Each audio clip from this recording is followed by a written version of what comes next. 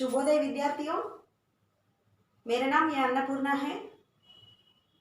मैं हिंदी प्राध्यापिका हूँ और मैं एबीवी सरकारी महाविद्यालय जनगांव में काम कर रही हूँ। मैंने आप लोगों को कल कबीर के दोहे नामक पाठ से पहले के 5 दोहों का भावार्थ समझाया था। आज मैं आप लोगों को बाकी 5 दोहों के भावार्थ समझाऊंगी। इस पाठ का छठा दोहा यह है कि सुख के संगी स्वार्थी, दुख में रहते दूर, कहे कबीर परमारती, दुख सुख सदा हजूर। इस दोहे के अनुसार कबीरदास जी हमें यह संदेश दे रहे हैं कि जो लोग स्वार्थ स्वभाव वाले होते हैं, चाहे वो रिश्तेदार हो या मित्र हो, जो भी हो, वो लोग हमारे साथ हमारे सुखों में रहते हैं। जब हमारी ज़िंदगी में सुख और खुशियों का समय होता है, वह समय वो लोग हमारे साथ रहते हैं, स्वार्थी लोग हमारे साथ रहते हैं। लेकिन जब हमारे ज़िंदगी में कोई दुख का समय आता है, कोई मुश्किलों का सामना करना पड़ता है हमें, तब वो लोग हमें छोड़कर चले जाते हैं, हमारे साथ नहीं निभाते हैं। लेकिन ऐसे लोगों को कभी नहीं ऐसे लोगों पर कभी भी भरोसा नहीं करना चाहिए, क्योंकि वो लोग तो स्वार्थ स्वभाव वाले होते हैं, स्वार्थी होते हैं।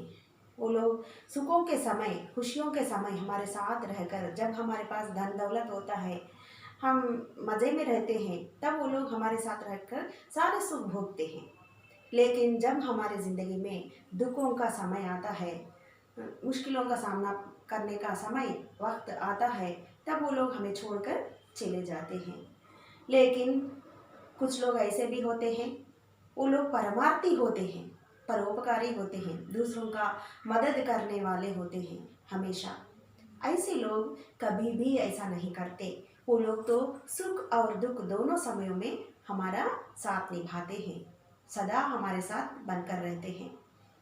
ऐसे लोगों का साथ हम भी निभाना चाहिए। ऐसे संबंधों को हम जिंदगी भर जारी रखना चाहिए। यह तो बहुत महत्वपूर्ण संदेश है। यह संदेश कबीरदास जी ने हमें देते हैं। और दूसरा मतलब 7वां दोहा, सरवर तरवर संत जन, चौथा बरसे में, परमार्थ के कारणे चारों धारी देह। इस दोहे में भी परमार्थ का संदेश दे रहे हैं कबीरदास जी कि सरवर मतलब सरोवर, झील खुद के लिए कभी पानी इकट्ठा नहीं करता है।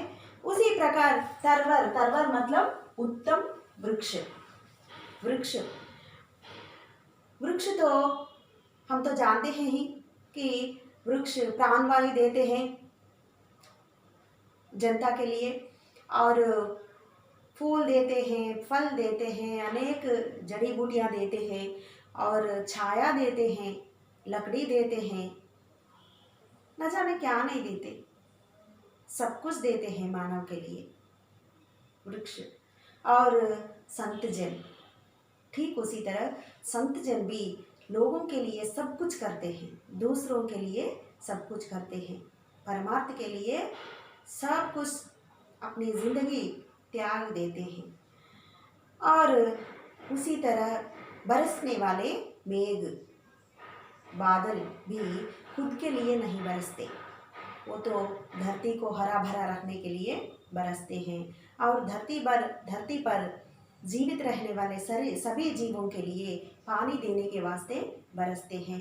ठीक पूरी ये इन चारों ने परमार्थ के कारण ही, सिर्फ परमार्थ, इन चारों का, सरोवर और तरवर मतलब पेड़, और संत जन और बरसने वाले मेघ, इन चारों ने सिर्फ परमार्थ के कारण ही शरीर का धारण किया है, देह का धारण किया है, मतलब जन्म लिया है। इन चारों लोगों का कोई और मतलब नहीं है जिंदा रहने का। सिर्फ परमार्थ के कारण, सिर्फ लोगों का मदद करने के लिए, सिर्फ दूसरों का मदद करने के लिए ही इन चारों ने जन्म लिया है। सरवर खुद के लिए कभी पानी इकट्ठा नहीं करता है, पेड़ अपने लिए कभी फूलता फलता नहीं है, संत जन भी अपने लिए धन इकट्ठा नहीं करते, खुद के लिए कोई भी बचा के, कुछ भी बचा के नहीं रखते। उसी तरह मेघ भी अपने लिए नहीं बरसते। इन चारों ने लोगों के लिए, दूसरों के लिए, दूसरों का मदद करने के लिए ही शरीर का धारण किया है। इस प्रकार कबीरदास जी हमें इस दोहे के दौरान संदेह परमार्थ का परोपकारी बनकर रहने का महत्वपूर्ण संदेश देते हैं बच्चों। और आठवां दोहा दुनिया कैसी बावरी, पातर पूजन जाए, घर की चौकी कोई न पूजे, जेही का पीसा खाए। इसका मतलब यह है चक्की का मतलब चक्की, उसमें जिसमें धान पीसकर लोग खाते हैं। तो कबीरदास जी इस प्रकार कह रहे हैं कि अरे दुनिया के लोग कैसे बावरी हैं। बावरी मतलब पागल। ये लोग कैसे पागल हैं, दुनिया के लोग कैसे पागल हैं, समझ में नहीं आता। ये लोग तो हमेशा पत्थर की पूजा करने निकलते हैं, पत्थर को भगवान मानकर पूजा करने चले जाते हैं, लेकिन भगवान कोई पत्थरों में, मूर्तियों में नहीं रहते। वो तो निर्गुण है, निराकारी है। हम तो कवि परिचय में पढ़ चुके हैं कि कबीरदास जी निर्गुण भक्तिधारा के ज्ञान मार्ग शाखा के संत कवि हैं, इसलिए ये मूर्ति पूजा का खंडन करते हैं। इसलिए इस दोहे में कह रहे हैं कि दुनिया के लोग तो पागल हैं, ये लोग पत्थरों की पूजा करने जाते हैं, लेकिन भगवान पत्थरों में स्थित नहीं रहते, वो तो निर्गुण है। फिर हमें यह संदेह होता है कि फिर भगवान का कोई आकार नहीं है, भगवान का कोई रूप नहीं है, तो हम उनकी पूजा कैसा कर सकते हैं, उनकी आराधना किस तरह करें। इसका समाधान कबीरदास जी इस प्रकार देते हैं कि भगवान की पूजा करने के लिए कोई ठाट बाट या आडंबरों की आवश्यकता नहीं है। उनकी पूजा तो नाम स्मरण से किया जाता है, सिर्फ नाम स्मरण से भगवान तक हम पहुंच सकते हैं। इसलिए वे कह रहे हैं कि अरे आप लोग पत्थरों की पूजा क्यों करने जा रहे हो, आपके घर में जो चक्की है उसकी पूजा क्यों नहीं करते, वो भी तो पत्थर है, वह भी तो पत्थर है, आप लोग उसकी पूजा क्यों ना करते।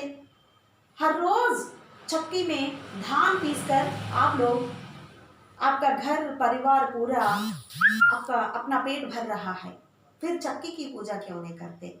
आप जिस पत्थर को भगवान मानकर पूजा कर रहे हैं, उस पत्थर से भी चक्की कई गुना भली है।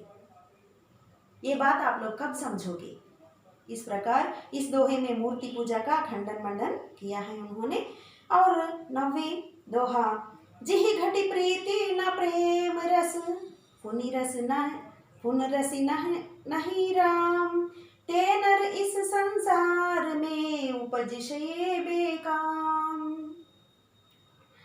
कबीरदास जी इस दोहे के माध्यम से कह रहे हैं कि जिस घटी प्रीति न प्रेम रस, मतलब जिस शरीर में न प्रीति है दूसरों के प्रति, न प्रीति है न प्रेम है, और उनके जुबान पर भगवान का, राम का मतलब भगवान का, हम इससे पहले पढ़ चुके हैं कि कबीरदास जी जब राम शब्द प्रयोग करते हैं, उस राम शब्द का अर्थ यह है भगवान। राम का मतलब अयोध्या राम नहीं है, दशरथ नंदन राम नहीं है, क्योंकि कबीरदास जी राम भक्ति शाखा के कवि नहीं हैं, ये तो निर्गुण भक्ति धारा के कवि हैं। इसलिए बच्चों यहाँ पर राम का मतलब ईश्वर है, भगवान है। इसलिए वे कह रहे हैं कि जिस शरीर में दूसरों के प्रति, हमारे साथियों के प्रति प्रीति या प्रेम नहीं है, और जिस जुबान पर राम का नाम का प्रयोग नहीं होता, जिस जुबान पर राम का नाम नहीं चलता, उस इंसान, उस नर इस संसार में जन्म लेकर भी बेकार है। ऐसा ऐसा नर, ऐसा मनुष्य इस संसार में, इस दुनिया में जन्म लेकर भी वो व्यर्थ है। यहाँ पर तो कबीरदास जी प्रेम, दूसरों के प्रति प्रेम भावना रखना, हमारे भाई बहनों से, हमारे साथियों से, हमारे देशवासियों से प्रेम करने की बात पर बहुत महत्व दे रहे हैं। प्रेम से व्यवहार करना, अरे प्रेम तो सभी दोषों को दिखने नहीं देता है, पूरे दोषों को मिटा देता है, माफ कर देता है। जहाँ प्रेम रहता है वह सब दोष दिखाई नहीं देते। जो भी दोष होते हैं दूसरों में वो दिखाई नहीं देते। जिसके प्रति हमको प्रेम रहता है उसके कोई भी दोष हमें दिखाई नहीं देते। ऐसा रहने पर कोई भी झगड़ा, कोई भी कलह नहीं रहता है, इसलिए संसार में शांति फैल जाती है। इसलिए कबीरदास जी ने दूसरों के प्रति प्रेम भावना रखने पर अधिक जोर दिया है। अंतिम और आखिरी दोहा, सीलवंत सबसो बड़ा, सब रत्नों की खान, तीन लोक की संपदा, रही सील में आन। यहाँ पर कबीरदास जी शील मतलब व्यक्तित्व, चरित्र पर अधिक महत्व दे रहे हैं। शीलवंत सबसे बड़ा, चाहे वो गरीब ही क्यों ना हो, एक समय का खाने के लिए तरसने वाला गरीब ही क्यों ना हो, अगर उसके पास शील है, उसका व्यक्तित्व उच्च है, उसका चरित्र उच्च है, वह दुनिया के सभी लोगों से भी महान है, बड़ा है। जिसका शील उच्च है वह सबसे बड़ा है। कबीरदास जी कह रहे हैं कि शीलवान आदमी, शीलवान इंसान सबसे बड़ा है। शील ही सबसे उत्तम है। व्यक्ति की जिंदगी में, व्यक्ति के जीवन में शील से बड़ा कोई और चीज़ नहीं है। सब रत्नों की खान, वह शीलवान व्यक्ति जो है वह सब रत्नों की खान के समान है। तीन लोक की संपदा, उसकी शील में क्या है, तीनों लोकों की संपदा, तीन लोकों में जितनी भी संपदा है उस संपदा उसके व्यक्तित्व के सामने कुछ भी नहीं। तीन लोकों की संपदा से भी बड़ा है उसका चरित्र, उसका व्यक्तित्व। हम तो सत्य हरिश्चंद्र के बारे में पढ़ चुके हैं, भक्त प्रहलाद के बारे में पढ़ चुके हैं, मदर तेरेसा के बारे में भी पढ़ चुके हैं। वो तो बहुत शीलवान हैं, बहुत चरित्र वाले हैं, बहुत ही उच्च चरित्र वाले हैं। बच्चों, ऐसे लोगों को मार्गदर्शक बनाकर हम लोग आगे बढ़ना चाहिए ज़िंदगी में। रहे शील में आन, कवि कह रहे हैं कि इसकी शील में ही सब कुछ है। जो शीलवान इंसान है उसका शील में ही सब कुछ है। शील से बड़ा और कोई भी नहीं है। इसलिए अंग्रेजी में एक कहावत है, if wealth is last nothing is last, if health is last something is last, if character is last everything is last. अगर आपके पास कैरेक्टर नहीं है, आप लोग झूठ बोलते हैं, आप लोग धोखा देते हैं, अगर चोरी करते हैं, तो आप बहुत बड़े बनकर भी कुछ भी फ़ायदा नहीं है। अगर आप लोग ईमानदार हैं, सच बोलते हैं, कैरेक्टर अच्छा बना लेते हैं, व्यक्तित्व को उच्च बना लेते हैं, तो आप सबसे बड़े हैं। इस प्रकार बहुत मूल्यवान, बहुत ही महत्वपूर्ण संदेश दिए हैं कबीरदास जी ने हमें इस पाठ के दौरान। फिर एक बार हम थोड़ा सा पुनरावृत्ति कर लेंगे पहले के दोहे भी। पहला दोहे में वे क्या कहते हैं, राम नाम से बड़ा नाम कोई भी नहीं है इस दुनिया में। राम का मतलब, यहाँ पर मैं और एक बार आपको याद दिलाऊंगी कि राम का मतलब यहाँ पर भगवान के नाम से कोई भी बड़ा नाम नहीं है, उसके समान कोई भी बड़ा चीज़ भी नहीं है इस दुनिया में। दुनिया में सबसे बड़ा नाम या चीज़ कोई है बोले तो वो सिर्फ भगवान का नाम है। और दूसरा दोहे में ये कह रहे हैं कि गुरु कुम्हार के जैसा है, शिष्य कुंभ मतलब घड़े का समान है। घड़े को सुडौल बनाने के लिए, घड़ा बनाते वक्त घड़े को सुडौल बनाने के लिए कुम्हार उसको लकड़ी से पीटता है, लेकिन इसका मतलब ये नहीं है कि उसको घड़े पर गुस्सा है। ठीक उसी तरह गुरु भी शिष्य का चरित्र को ठीक बनाने के लिए, उसका व्यक्तित्व को सुडौल बनाने के लिए कभी कभी डांटता है, कभी कभी पीटता है भी, लेकिन इसका मतलब ये नहीं है शिष्य के प्रति गुरु के मन में क्रोध है। वो तो प्रेम से ही गुरु के मन में शिष्य के प्रति प्रेम होता है। अरे इसकी जिंदगी सीधे रास्ते पर चलना है, ये इसका व्यक्तित्व उच्च बनाना है, वह जिम्मेदारी गुरु पर होता है। इसलिए वह कभी कभी डांटता है, कभी कभी पीटता है भी, लेकिन इसका मतलब ये तो नहीं है कि गुरु के मन में शिष्य के प्रति क्रोध है। और तीसरा दोहा में इस जन्म का सार्थकता बनाने का बात बता रहे हैं कबीरदास जी।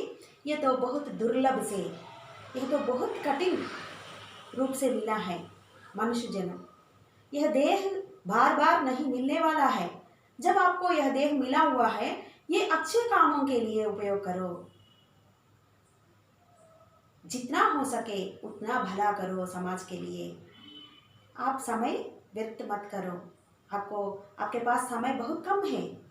ये देह बार बार नहीं मिलने वाला है, अब मिल चुका है आप लोगों को, इसलिए ये भला संसार की भलाई के लिए इसका इस्तेमाल करो। इस प्रकार संदेश दे रहे हैं। और एक भक्त होने के नाते कबीरदास जी कह रहे हैं कि अरे मैं तो भगवान के ढूंढते निकला, मैंने कई जगह भगवान को ढूंढा, लेकिन उन्होंने मुझे कहीं भी नहीं मिला, क्योंकि मैं ये नहीं जान सका, मुझे ये पता नहीं था कि मैं तो उनमें पूरी तरह लीन हो गया, मग्न हो गया। जिस प्रकार समुद्र के पानी में बूंदें मिल जाती हैं, समुद्र के पानी से कोई भी व्यक्ति बूंदों को अलग कर सकता है क्या? ऐसा संभव नहीं है। ठीक उसी तरह जो भक्त भगवान में लीन हो गए, मग्न हो गए, उनको कोई भी भगवान से अलग नहीं कर सकते, ये संभव नहीं है। और पांचवें दोहे में तो बहुत महत्वपूर्ण संदेश दे रहे हैं कबीरदास जी। काल करे सो आज कर। अरे हम लोग तो आजकल का समय तो कंप्यूटर का युग है, संगणक का युग है।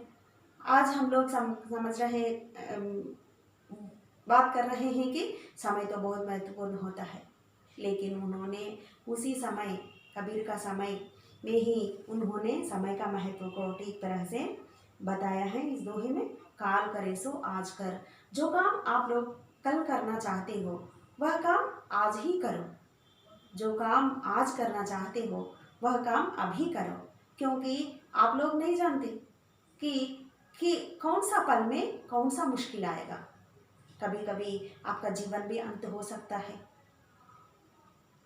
किस पल यह जीवन अंत हो जाएगा ये तो हमें नहीं पता। तब आप जो काम करना चाहते थे वो काम फिर कब करोगे? आप नहीं कर सकते ना। इसलिए जो भी काम आज करना चाहते हो वो अभी करो। इस प्रकार समय का महत्व को बहुत ही सुंदर ढंग से उन्होंने समझाया है। और सुख के संगे स्वार्थी सुख में, स्वार्थी लोग हमारे साथ सिर्फ सुख में रहते हैं, दुख में दूर हट जाते हैं। जो लोग परमार्थी होते हैं, परोपकारी होते हैं, वो लोग सदा हमारे साथ रहते हैं, हमेशा हमारे साथ रहते हैं। और सरोवर, पेड़, संत जन, बरसने वाले मेघ, इन चारों ने परमार्थ के कारण ही जन्म लिया है, देह का धारण कर लिया है, मतलब जन्म लिया है। यहाँ पर परमार्थ का महत्व को समझाया गया है।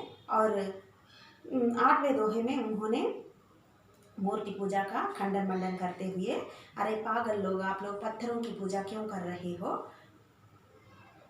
उससे भी जिसे आप भगवान मानकर, जिस पत्थर को आप भगवान मानकर पूजा करते हो, उससे भी आपके घर में जो चक्की है वह कई गुना भली है, क्योंकि आप लोग तो हर रोज़ उसमें धान पीसकर अपना पेट भरते हो और अपना परिवार का पेट भी भरते हो। उसकी पूजा करना बेहतर है, इस प्रकार कह रहे हैं। और दूसरों के प्रति, हमारे साथियों के प्रति प्रेम पूर्वक व्यवहार करना, प्रीति पूर्वक व्यवहार करना पर बल देते हुए कहते हैं कि जिस शरीर में प्रेम नहीं होता है, प्रीति नहीं होता है, जिस जुबान पर राम का नाम नहीं चलता है, वह मनुष्य जन्म लेकर भी इस संसार में व्यर्थ है।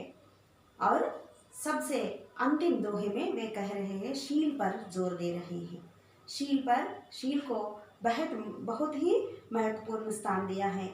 मनुष्य के जीवन में शील ही सबसे उच्च है। शील का बहुत महत्वपूर्ण स्थान है जीवन में। अगर हमारे पास धन दौलत रहने पर भी हमारा शील उच्च नहीं है, हम गिरे हुए हैं, तो इसका कोई फायदा नहीं है।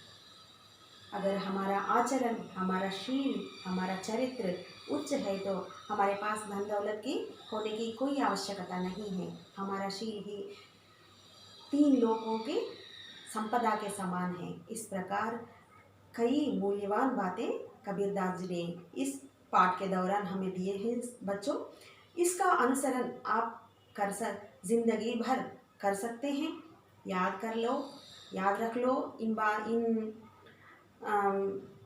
बहुत ही मूल्यवान बातें हैं, ये बहुत ही मूल्यवान संदेश है कबीरदास जी का।